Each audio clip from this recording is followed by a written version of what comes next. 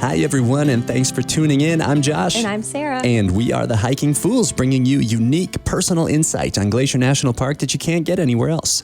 In this episode, we are discussing the Siyeh Pass Trail and everything that comes with it. We'll cover why you should do this, what you need to know before you go, some favorites and tips and secrets and things that we love about this hike.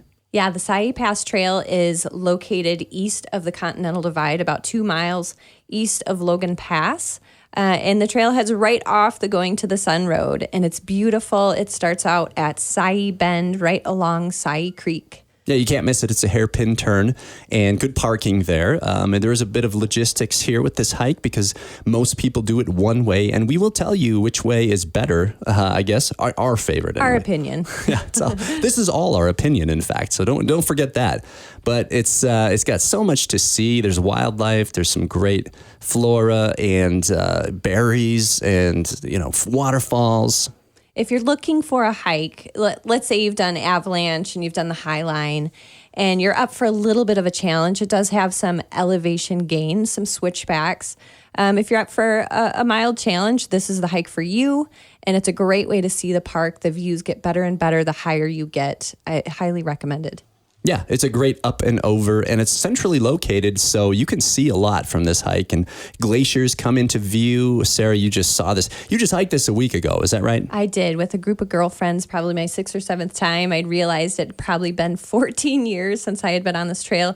This trailhead leads to other places, but the going up to Siyeh Pass had been a long time, and I forgot how stunning it is. It's a point-to-point hike, so you start at one end, and you end at the other. And this is where the hiker shuttles come in handy. It's great. You can, park your car at the finish and take the hiker shuttle to your start, which is only about 4 or 5 miles up the road, or you can do it the other way, which is what we did.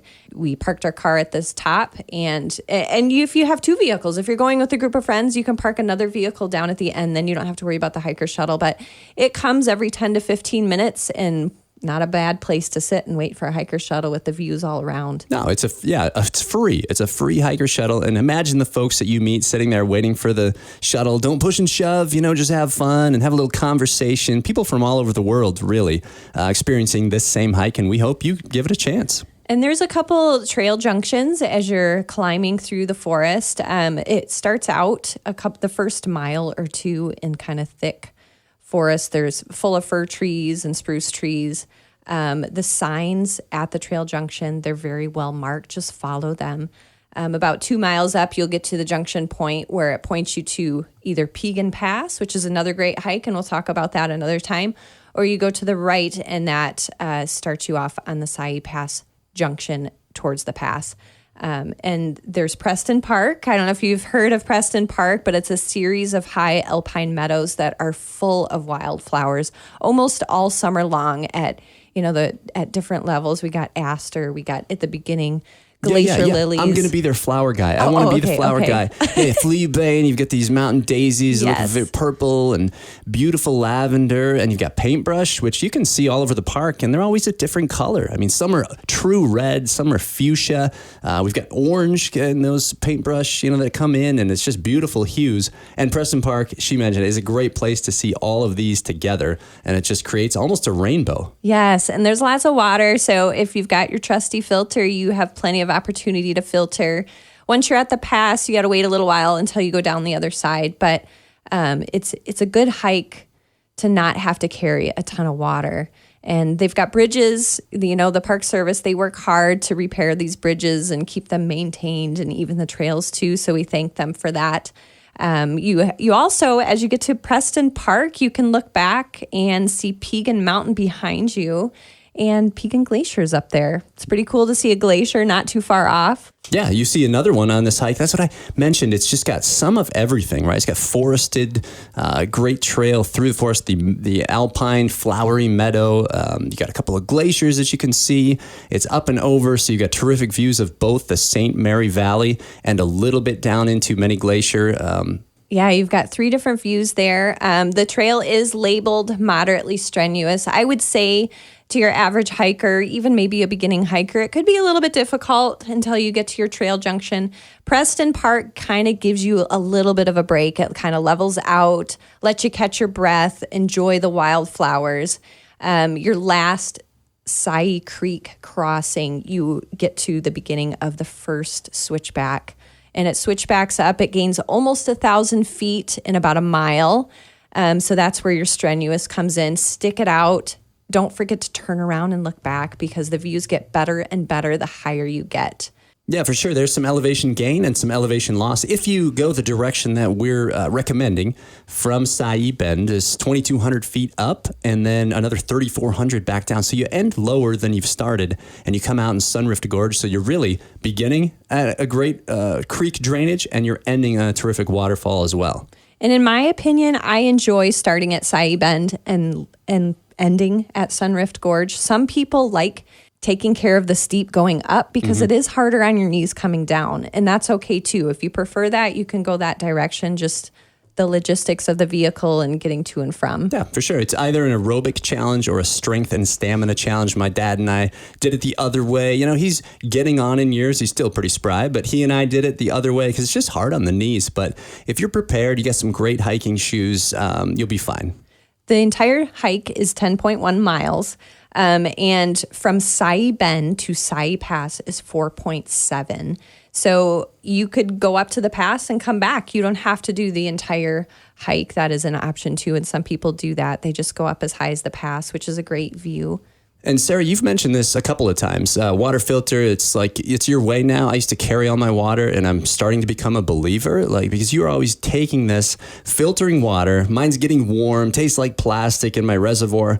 And we have a filter that we've come to love. It's the Katahdin Be-Free filter. And it's just a simple fill and squeeze. You know, you have a larger mouth, Nalgene or something that you can put this water into and it's ice cold. I mean, come on. And it's a fast flowing filter, which is very helpful if you've, had experience with other types of filters. Some are a little bit pokier than others. And when you're on the trail and you've got mosquitoes circling your head, you want to filter quickly. And what I like to do is, get the filter in the fast flowing section, not touching any rocks, which releases debris. Get it in, put my filter back on, screw it back on, and then I wipe out the outside of the filter because I don't want any of that unfiltered water on the outside. Geez, I didn't even think of that. She's careful. She's careful and careful. Smart. I mean, most of the water in the park is very pristine and super clean, but it's just not worth it if you've ever experienced Giardia. So I take all the precaution. I have not. Yeah. So like I mentioned before, the trail is labeled moderate to strenuous. So when you're starting at the trailhead, you're at about 5,840 feet on the Going to the Sun Road. And Josh mentioned before the elevation gain between there and the pass. So at the pass itself, it's about 8,000 feet. And it's located between Siyeh Mountain or Mount Siyeh and Matapi Peak. And the trail switchbacks on the flank, like the north flank of Matapi Peak. And there's a tad bit of narrow exposure. It's really not that bad. Stick it out. And you kind of hug the flank of Matapi Peak as you get up, and you're literally 30 seconds from the pass. So stick it out. Marmots everywhere. There's a large summit cairn. Pop a rock on there. Contribute to that. And hang out and enjoy the views down in multiple valleys. You worked hard, you deserve it, have some lunch. It's a great time there. Yikes. So a little bit of a narrow trail, Sarah. I mean, these in Glacier, you're generally on a hiking trail, not going to be in too much danger. Know your limits, know your physical abilities and your capabilities, and understand that you need to know before you go. And we're recommending a lot of hikes, but be certain that it's something you're up for and that you have a good understanding of what you're getting into. And you're in good company with some bigger mountains. There's about 6 mountains in Glacier National Park that are over 10,000 feet. And Mount Siyeh, which will be off to your left as you approach the pass, is right there. She's 10,010. She? I believe. I didn't know that either. I don't know. I label it a she, but really it's named after a Blackfeet Native American. And we can discuss that a little later. And then you've got Matapi, which is over 9,000 feet.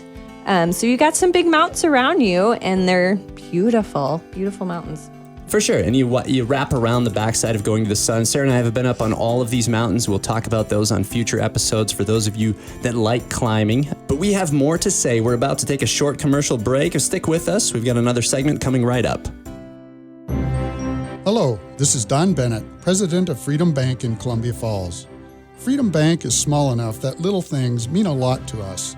We are truly interested in the health of our community and economic development because the bank's health is directly tied to the vitality of the community it serves. Local people supporting local businesses results in a strong, vibrant community, and that is what Freedom Bank is all about. Freedom Bank, we want to be your bank. Welcome back. We are the Hiking Fools, and we have been discussing the Siyeh Pass Trail. And I love it. In fact, Sarah, let's talk quickly about how you pronounce this, right? It's Siyeh.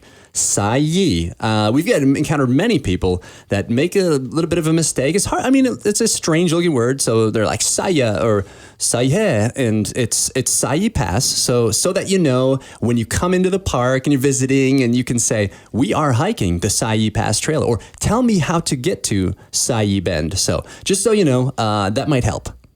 And the name Siyeh comes from a Blackfeet term, meaning mad wolf or rabid wolf, and he was named after a Native American, and there's two mountains named after him, actually, Mad Wolf and Mount Siyeh. So we're kind of in that area, and a lot of the mountains around Glacier are named after the Blackfeet Nation.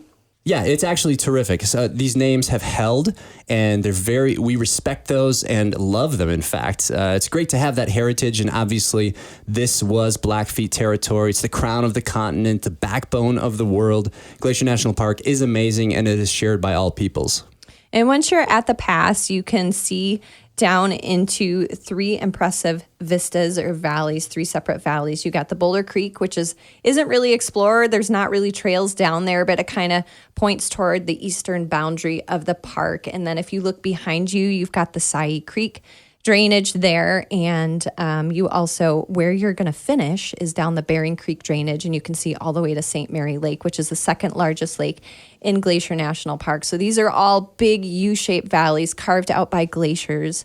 And speaking of glaciers, as you're starting your descent down towards Sunrift Gorge, you can look off to your right side, and right sitting behind Matapi Peak is Sexton Glacier. And Bering Creek actually is created by this glacier. It's all meltwater off of it. And as you're going down, you have Bering Creek, which creates multiple waterfalls, and it's beautiful. Yeah, and those waterfalls feed some of the things you might expect. Huckleberry hillsides, unbelievable berry crop in this area, and I particularly love it in the fall. Those huckleberry plants turn red, and it's just a beautiful blue, Montana blue sky in the fall, and you still got green vegetation. The plants are red on the hillsides, and that is a great place to see grizzly bears. We've seen grizzly bears several times I think every time. Yeah. When I just did it with some girlfriends just about a week and a half ago, we saw two-year-old grizzly bears. They were on the other side of Bering Creek, and at a safe distance, we watched them as they were just doing bear things. They probably just got booted from mom, and they were turning over rocks looking for insects and probably ground squirrels as well. So make sure you're constantly bear aware, as we have talked before. Keep your bear spray on your chest and quick and ready. If you do encounter a bear, what are you supposed to do, Josh? Well, don't run off, because they'll view you as prey. And so we've heard a lot of different approaches to this, but basically you need to respect the bear, give it some space, and like you said, be ready with your bear spray and be ready to use it. Yeah, and like I said, you're hiking next to a water source, which it tends to be a little bit loud. So make sure you make lots of noise. Josh and I have this rule that when it's the two of us hiking together, if we have anything to say to one another, we yell at each other. So people off in the distance, if they see us, they probably think we're fighting, but we're really just trying to make noise, so the bears know we're there. We don't want to startle them. And these bears did see us, and they watched us. They knew we were there, and they're used to people. And oftentimes, they're going to continue doing what they're there to do, and that's looking for food, and they don't view you as food. So just be bear aware and enjoy them when you do see them. What a treat to be able to watch a bear. Absolutely. It's we've never had a negative encounter, just to remind you, and that's out of the ordinary to experience a bear. If you surprise a bear or get it between the bear and its cubs, those are dangerous situations. So you have to be well aware of that. But we've seen so many grizzly and never had a negative encounter. One question we get quite a bit is, what do I do with this bear spray? Do I spray it on me to deter the bear? No, please don't do that. It's not bug spray. No, you keep it on you. And let's say a bear does act curious and approaches you on the trail. Back up. Don't make eye contact with the bear. Give it plenty of space. Oftentimes, it's really just trying to use the path of least resistance, which is your trail. They use it just as often as the people do as well. So get off. If the bear does act aggressive, and oftentimes what they do is bluff charge you. So they'll run full speed at you and stop 5 feet from you. You have bear spray. It works up to 15 feet. You know what else works? Freezing in place and filling your pants. Like this is not a time you think you might react in a certain way, but you just never know. And we've come across so many. Sarah has had to yank me backward by my shirt because I just am staring and I'm frozen. And that's pretty normal. But yeah, we've been in plenty of safety off situations. We love seeing them, and they're not prowling around the park waiting for, a hiker not paying attention and to pounce on you. They're not doing that at all. To see one is a special treat. Just give it plenty of space. This is their territory, and you are enjoying the beauty just as they are, and they're out there doing bear things and not there to harm you at all. Sure. I like to say that every time I go out, I really would like to see a bear, but then I think, boy, I'm not sure I want to see a bear. And so you just need to be ready for anything. And another thing too, always keep your pack on you. Never, ever leave your pack unattended. You have food in there, you have snacks. And a lot of people ask, what type of snack should I bring? I feel like it's gonna attract a bear. It's not. If you leave your pack unattended and a bear is walking through, naturally it's gonna be attracted to it. If it's on your back, it could care less. And a fed bear is a dead bear, and they get habituated to human food very easily, and that's not a good thing. It makes them unsafe, for you and the bear. So you can take whatever you want. We have our favorite trail snacks, which we can talk about another time, but keep it in your pack and leave no trace. All your wrappers, apple cores, banana peels, anything that you bring in the backcountry comes out with you. Don't think, oh, this is banana peel decomposed, I'm just going to toss it out. No, you need to take that out with you as well. Yeah, for sure. Sometimes a Ziploc bag or a reusable bag is like the best thing. You just stick things in there. They don't weigh anything anymore. They're safe as far as any sort of scent going out. And yeah, Sarah, I mean, I could eat bars all day, every day. So we generally take a couple of granola bars, and some people like a meat stick or something. I like the meat stick. Just to get a little salt. Protein. How much sweet, buttery, chocolatey, fruity things can you eat? But I'm all in on bars. Sarah likes a couple of variations, little fruit leather, things like that sustain you. On a longer hike, I mean, you're going to want some protein, so think of that. On the shorter hikes, I'm all carb. Carb heaven. Let's do it. You're hiking. The energy is provided right away. My new favorite is salty chips. I just love the salty chips. They come in little travel bags. I feel like that really does a difference for me. And a little popcorn. Sarah sits down and watches the bear and eats her chips and popcorn. But it's true. I mean, you'll find lists anywhere. It's better than the theater. There are a million, lists of what to bring. And that's what we're not here to replace those, but we're just here to give our own opinion on what we like and why. So you've got your water filter, you've got your snacks, you've got extra layers. Don't forget a rain jacket. I mean, rain comes up anytime, all the time, especially when you're heading over a pass between a few mountain peaks. I got to talk about the glacier again because I can really nerd out about geology and glaciers. This is a really easy glacier to get to. As you start descending from Siyeh Pass, I didn't actually track the miles, but I would say less than a half a mile down the switchbacks, you will see a little climber's trail. It's not necessarily a climber's trail, I guess, but it's like that. It's a little bit hidden. You can kind of see it if you're looking for it, but it's the end of a switchback facing the glacier, and you go off towards you got to meander over some glacier moraine, which is some chunky rock left over by the glacier, and you can go as far as you want. Don't walk on the glacier. Obviously, that's not safe, but you can get right up to it. And there's a ton of fossils everywhere, the mud ripples and the argillite and the blue and the green. It's a great place to be. I love being really close to a glacier. Oh man, we love this hike so much. Yeah, Sarah's talking. Just take the offshoot that heads toward the huge mass of ice and snow that's moving 1 inch per year. The glacier is about 800 feet long and about 80 feet deep. And it's quickly melting, so see it while you can. It's a special treat. It doesn't add too many miles, maybe an extra mile to your trek of the day as you start descending down into the Bering Creek Valley. And you're up in subalpine level, but you quickly get down into the vegetation. You got Krumholtz trees, which are warped firs and spruce trees that have been blasted by the wind. This is a strong, windy area, and they look deformed. They're white. They don't have bark, and they're kind of permanently bent over from the wind. So that's kind of cool to see. Yeah, be ready for woods, brush, flowery meadows, scree slopes, windy weather, but glorious views, and a descent among some of the most attractive peaks in the park. Well, we could go on and on about Siyeh Pass Trail. We love it, as you can tell. But tune in next time as we continue to venture up the west and central part of the park and talk about more hikes. And remember to follow the podcast on Apple or Spotify. I'm Josh. And I'm Sarah. And we are the Hiking Fools, encouraging you to always go.